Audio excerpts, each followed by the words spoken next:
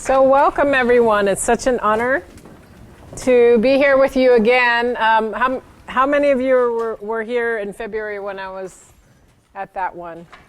Yay, it's good to see you again. Thank you for being here. Yeah. Oops, let me move some stuff. Put my papers over here so we have more room. So welcome, welcome, welcome. So thank you. It's nice to see you again. And for the new faces, it's an honor to meet you again. It looks like we have a very full house, which is a good thing. Because today we're going to be on a journey. There are some things we're going to share about how to be present and how to be back in that conversation around do, be, have. So I'll talk about that in a little bit. But also what I really heard from Sudi was this desire to really tap into the wisdom and the dreams of this circle around what you want and need in Friday Cafes moving forward.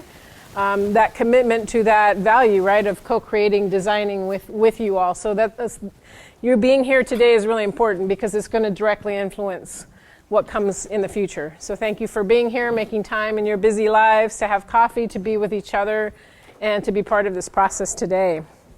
I really love what Renato said. Renato I've known from my days at East Bay Meditation Center a long time ago and love his spirit and his heart.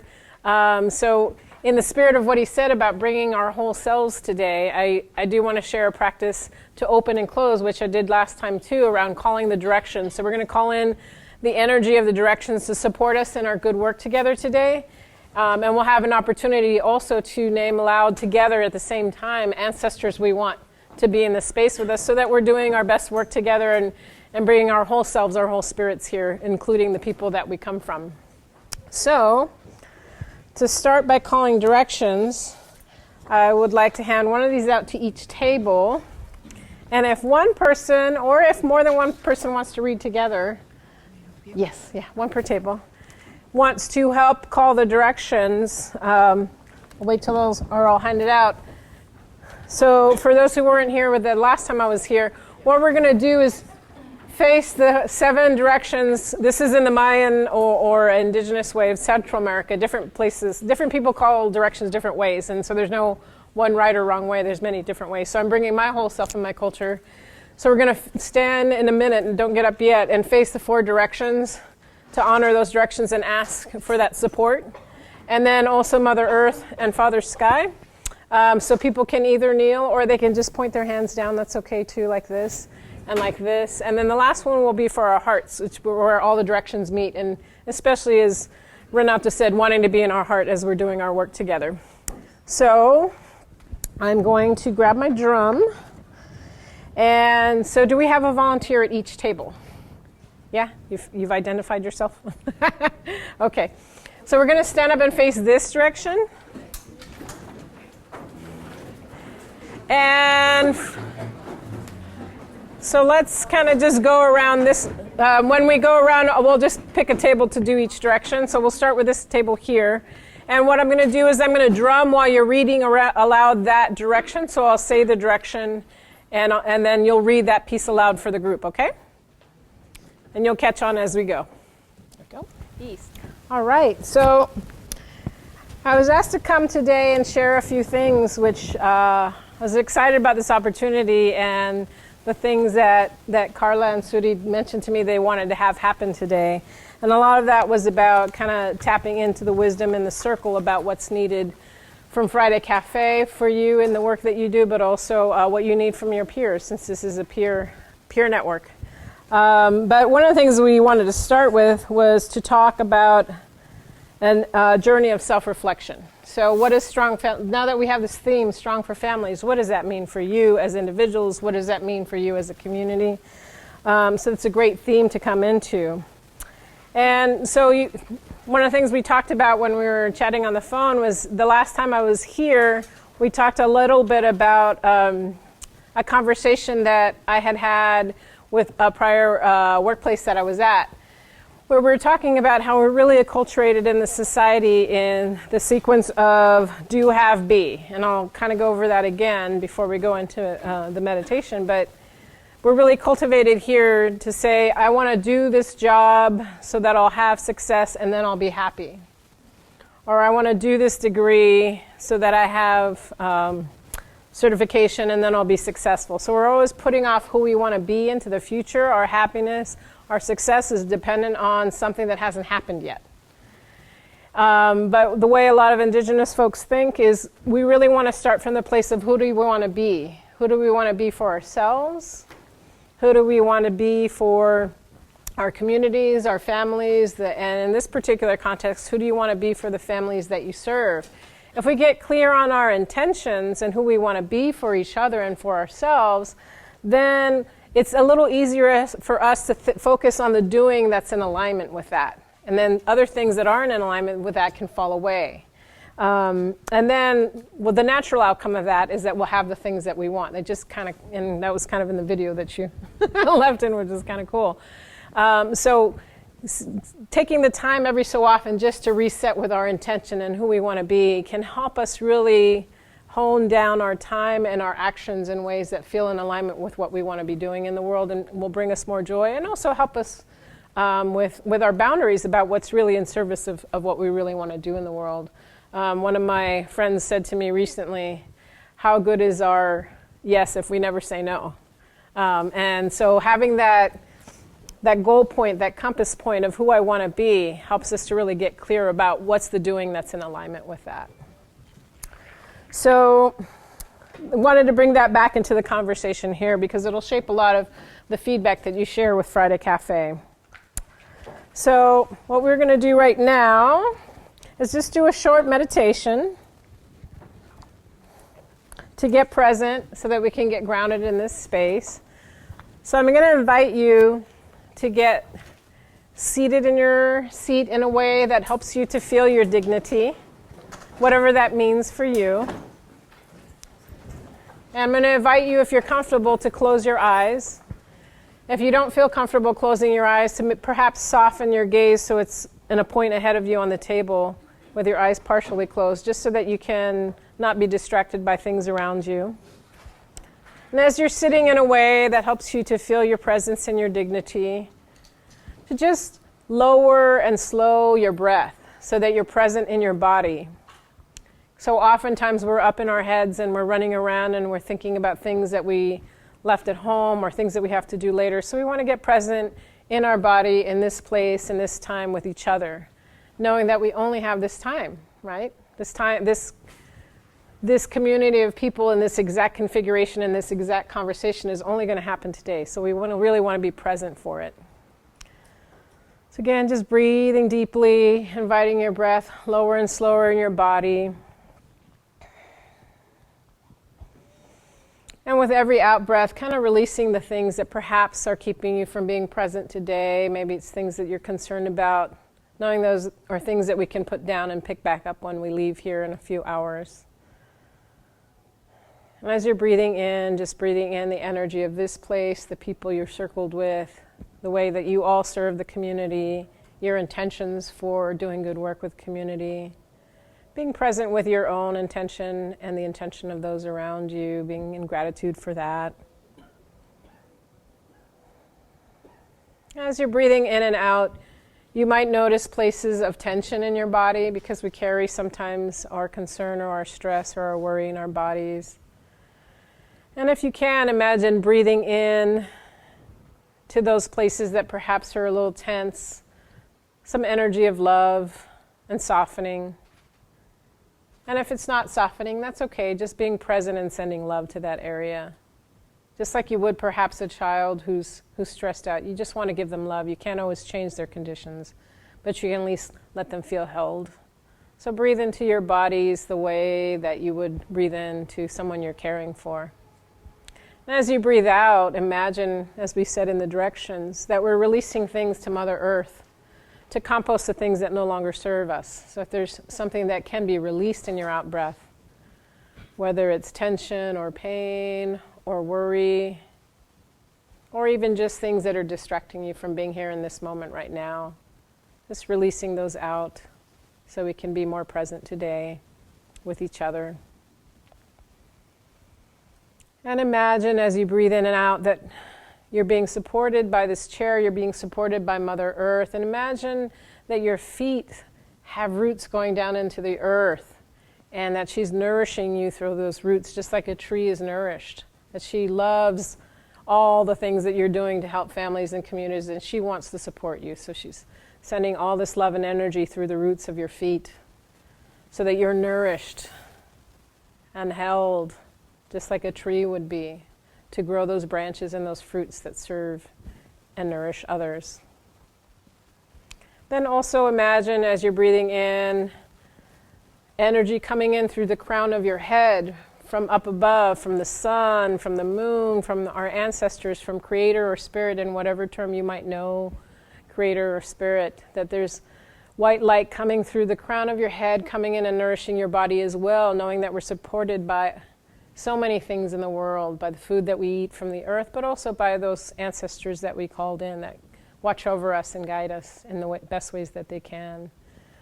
And knowing that we're held above and below to be our best selves, to be aligned with who we want to be when we forget.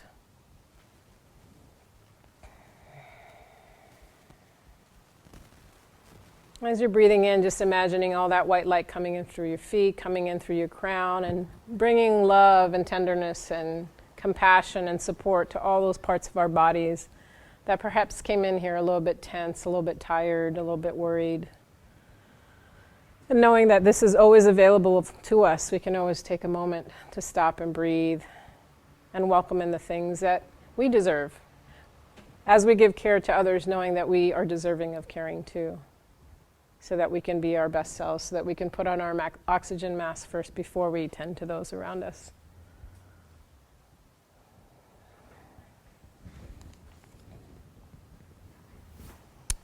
And then as you continue to breathe and you get centered in that place in your body, I want you to imagine some of the people that you serve in your mind's eye, from that place of groundedness, from that place of feeling supported above and below. I ask you to breathe into the inner wisdom that you have about who you want to be for families. Perhaps you want to be compassion. Perhaps you want to be love. Perhaps you want to be wisdom. Could be many things, but what it is for you is specific to you, though you may share them with some of your peers. Just tap into what's true for you. Who do I want to be for the families that I serve? When I'm in my highest self, my most grounded self, who do I want to be for them? Knowing that we're all human and sometimes we may stray from that, we can always recenter. Just like a GPS, right? People who navigate on the seas, they face in a direction and the tides may take them in one way or the other, and they course correct all the time when they're on the ocean. So we can course correct too, and there's nothing wrong with that straying and coming back and straying and coming back. And know that that's spirit calling you home to who you want to be. Everything's always right on time. Yeah, that's your higher self calling you home.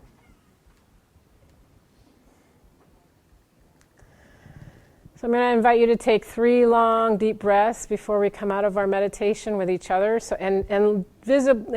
let a sigh come out with your out breath. So we're going to breathe in together.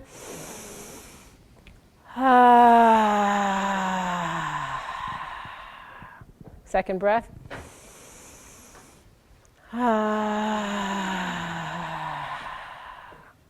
Third breath.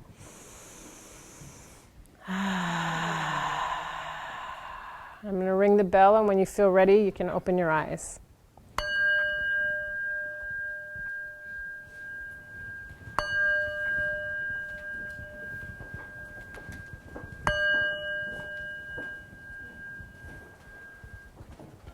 So that's a short meditation that you can work with when you're at work.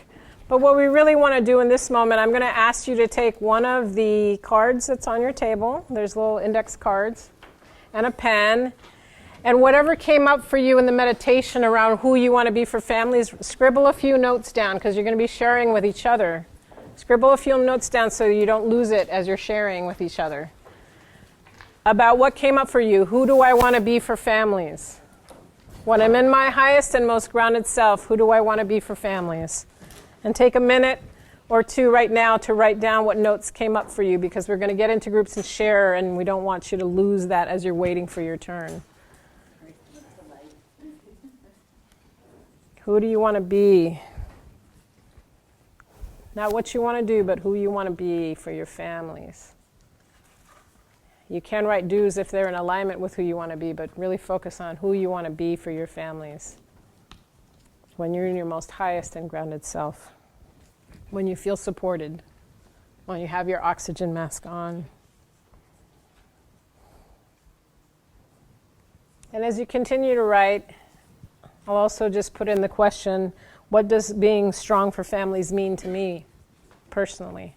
Whatever words come up for you, because these are very related to each other. Who I want to be for families.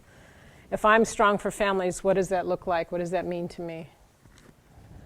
Okay, so what we're going to do in a moment is we're going to be in tables of either 6 or 7 people.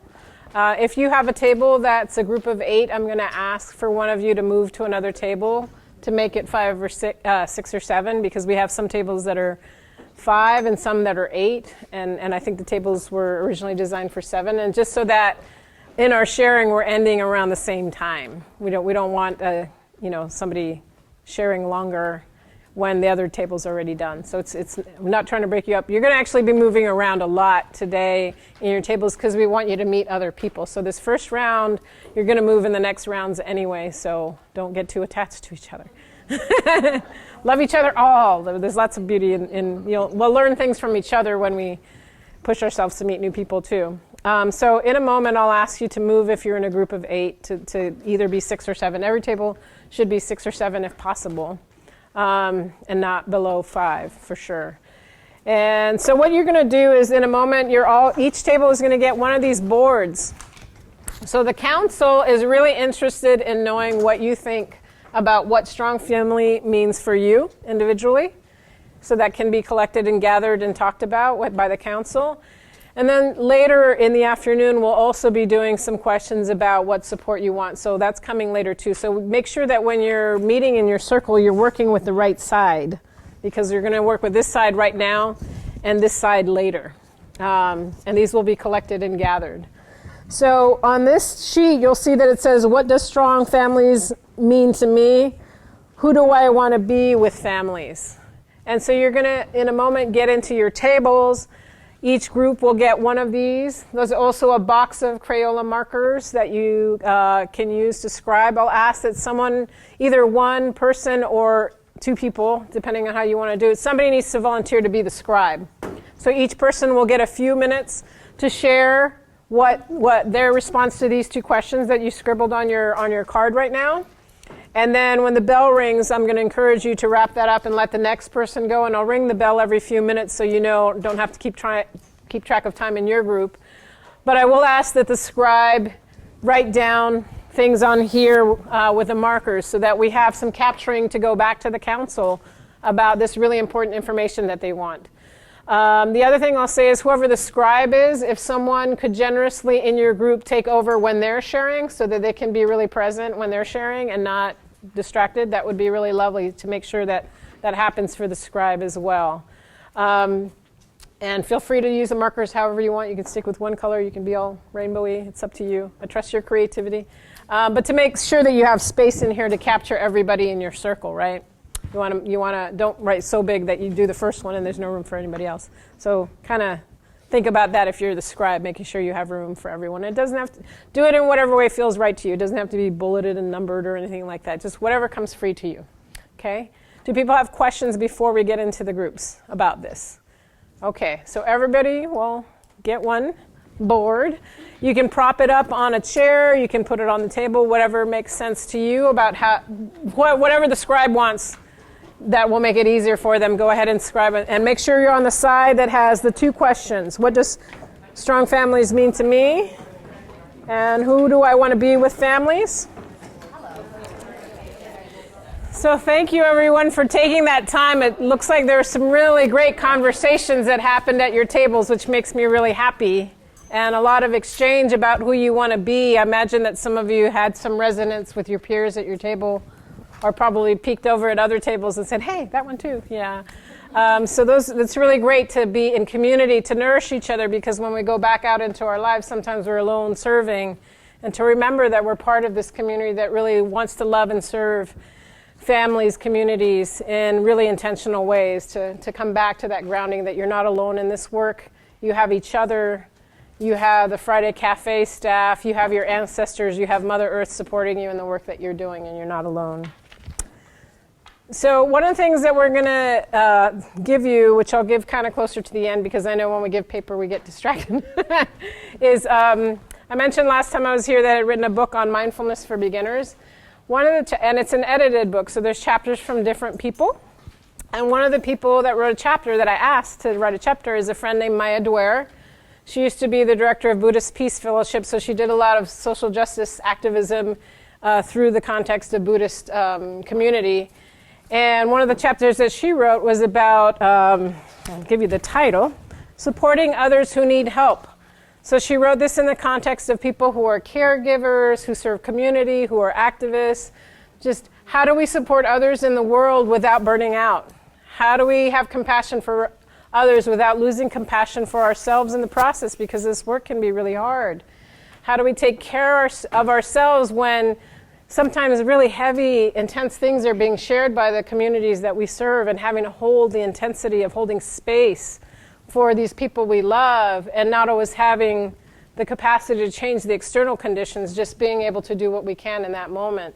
And also that sometimes those things that they're sharing that are really hard are actually impacting our families and our loved ones as well. So sometimes it's hard to separate and be really present when we're getting overwhelmed in those ways.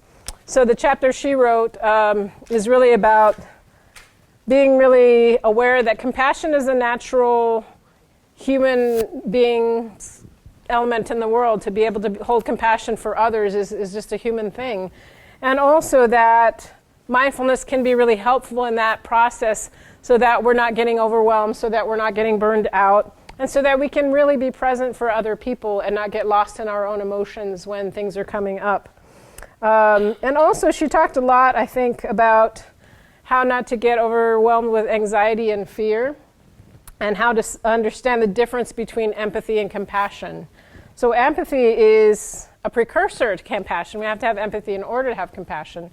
But in empathy, if we go overboard with the empathy, we can actually, can become problematic for us. We can get overwhelmed and not be present with the people in front of us. And so how do we support ourselves to not get stuck in the empathy so much that we're no longer present with the person in front of us?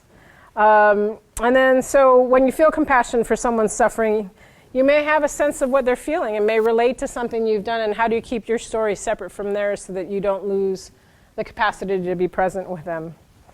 So everyone will be gifted a copy of this chapter. The way the book was written is really so that each one has practices that you can do that are 1 to 3 minutes long, and you can do wherever you are, so they can be done on a short break if you want to. And it helps us to really be present with what's going on in our own physical body when we're serving other people and this kind of anxiety or identification comes up. Also being aware of, so it might show up as being tense in our body or not in our stomach. So being more present to what's going on in our own bodies when we're serving others. It could be emotional. So somebody could be telling a story that reminds me of what's happening with my mother or my cousin, and that might bring up all my own emotions around what's happening in my own family, and then I'm not present with the person in front of me because I'm thinking about my mom or my cousin, right?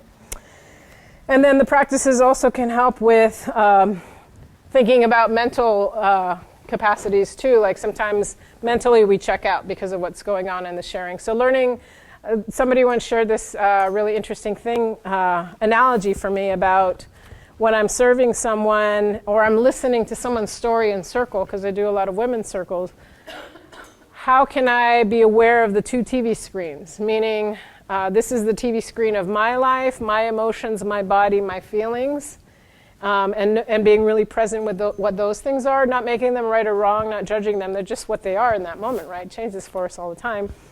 And then as we get into relationship with serving someone, they're sharing their story with us. And then we want to be present to their emotions, their feelings, what they're describing about what they're going through. But being careful not to merge those screens, because then we're not present anymore. What's your story? What's my story? So one of the things that I wanted to share really briefly here and give a couple people an opportunity to share. We won't go through the practice because you can do those at home, I think.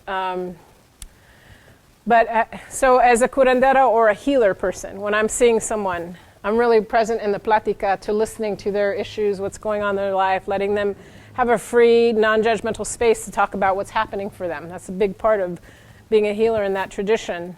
But there's also things that my elders have taught me about how do I prepare to go into a healing session so I protect myself energetically.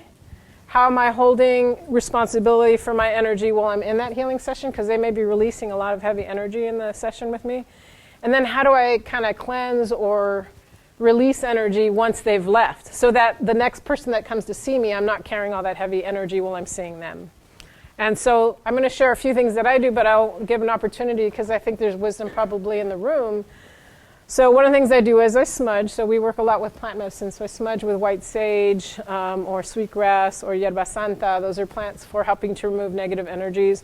I always call on my ancestors when I'm doing a session. I said, please help me to have guidance, to protect me, to give me advice while I'm doing this, because I know your wisdom is greater than mine alone. I'll call in, spirit guides, whatever that might be for you. For you might be different, so knowing what that is for you. So I call in Creator, I call in my grandma, I call in my auntie.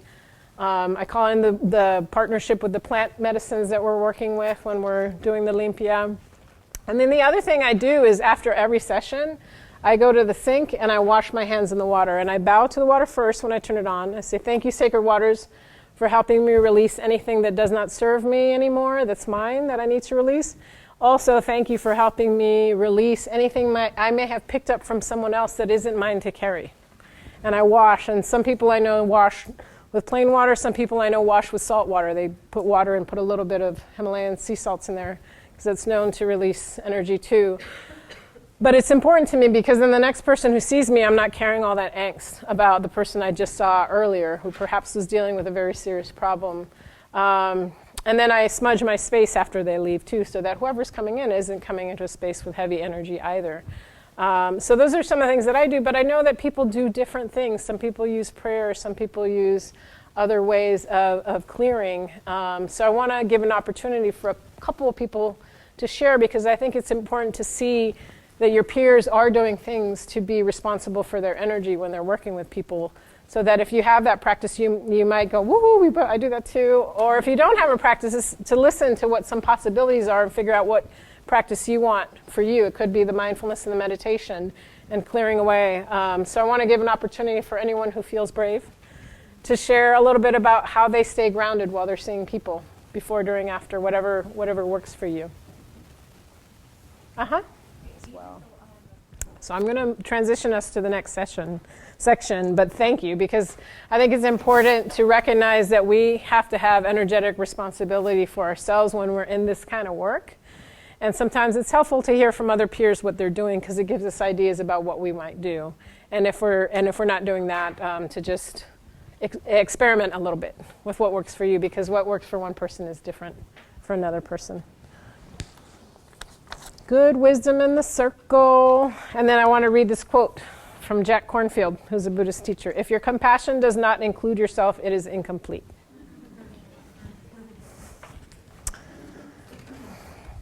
So we want to move into the next part of the information gathering. I'm going to describe first before we do this. It's really important to us in the cafe that you get to know each other. So when we get to this place, I'm going to actually ask you to move around and find a different table. Shake your body a little bit as you're moving because we've been sitting a lot today. But we have two more questions that we want you to think about. So we were talking a little bit about energetic self-care practices. The other thing we were talking about on the phone when I was talking with Sudi and Carlo is just how sometimes in the heaviness of this work we get stuck. We get stuck emotionally, physically, energetically, all kinds of different ways because of the heaviness of the work. And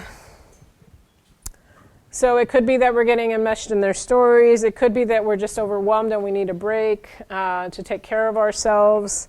So I really want you to get still again just for a minute so that you can get grounded before we ask the next set of questions.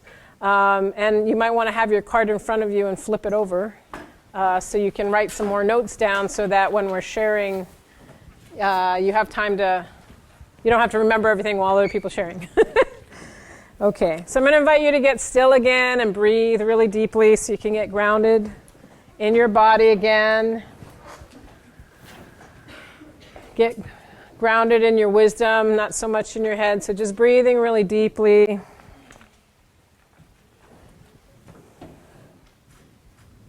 I'm thinking about, in the context of who you said you wanted to be for families, what being strong families means for you. You shared so much already with your peers around on these sheets about what that means for you, and that's so beautiful because you're starting with who you want to be.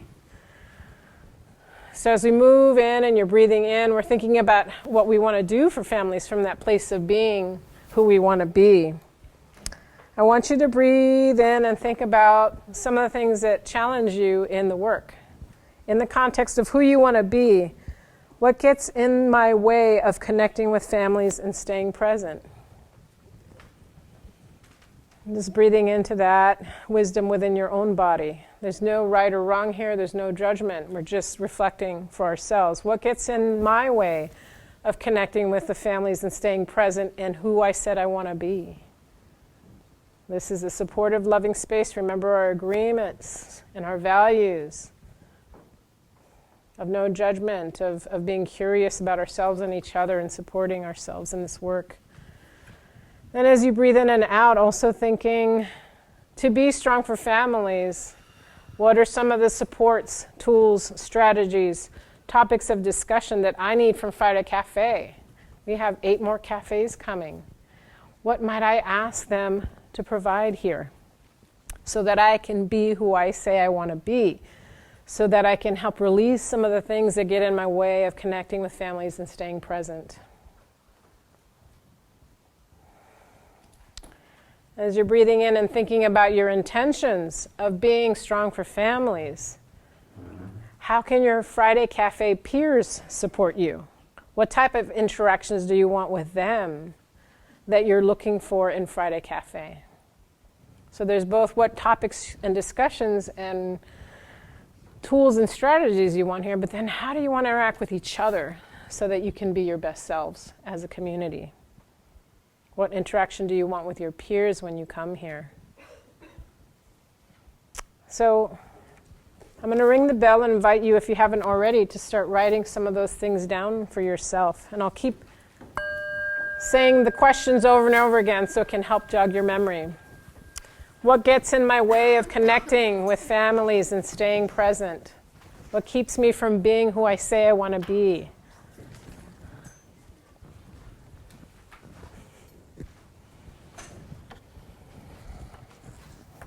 Remembering we're in a restorative space, a supportive space. We're sparking innovative thinking. We're creating community in a safe space. Penalty-free participation, so feel free to be honest. So what gets in my way of connecting with families and staying present?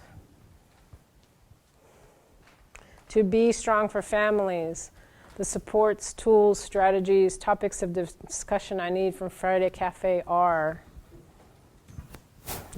what things do I need from Friday Cafe? Tools, strategies, topics of discussion.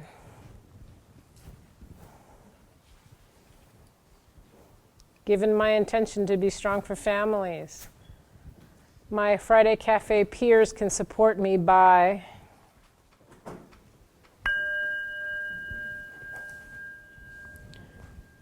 So it's okay if you're not complete. Some of the conversations will probably get stirred as you're together in your groups. Ask you to stand up and stretch your body in whatever way it wants to be stretched, because we've been sitting a long time. Woo. So we want to be ready, agile for our next questions. So I'm going to ask you to find another table. and move to a different group. So I'm going to give you, again, I'll do a bell for 2 minutes. If you choose to go in turns, that's great. If you choose not to, that's fine. Just make sure that that bell reminds you that everyone gets a chance to talk. So if you're someone who takes up a lot of space, step back. If you're someone who holds back, step forward so everyone is heard in the circle. So I'll go ahead. So wrap up, and we're going to come back into the circle.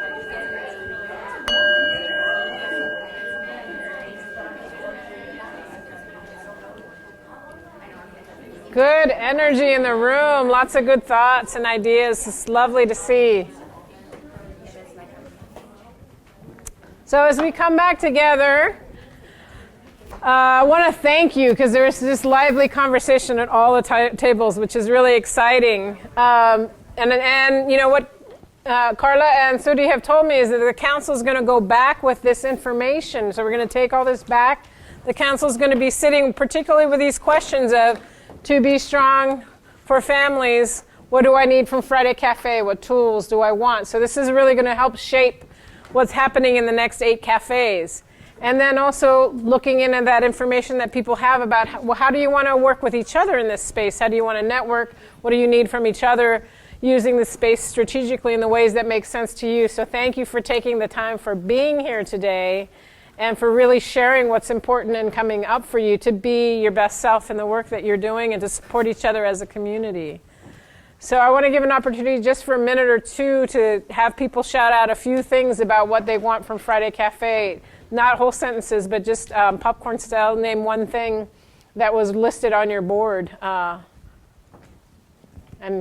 whoever wants to go, just read a word off what you want from Friday Cafe. So the one right... No, this one right here. What do you want? So just popcorn style, a word or a phrase, but not a whole story, because we don't have a meaningful ritual. Practice a meaningful ritual. Cool. Yeah, sharing your strategies and practices, which is great, because there's a lot of collective wisdom in the room, right? Yeah. All right. So we're going to close up in a second. I want to make sure I know, are there any burning things, Sudi or Carla, that you want to say else about the council and the feedback before we close? No? You good? Okay. Just checking. All right, so I'm going to invite us to close directions and thank our ancestors for being with us. Have a beautiful day.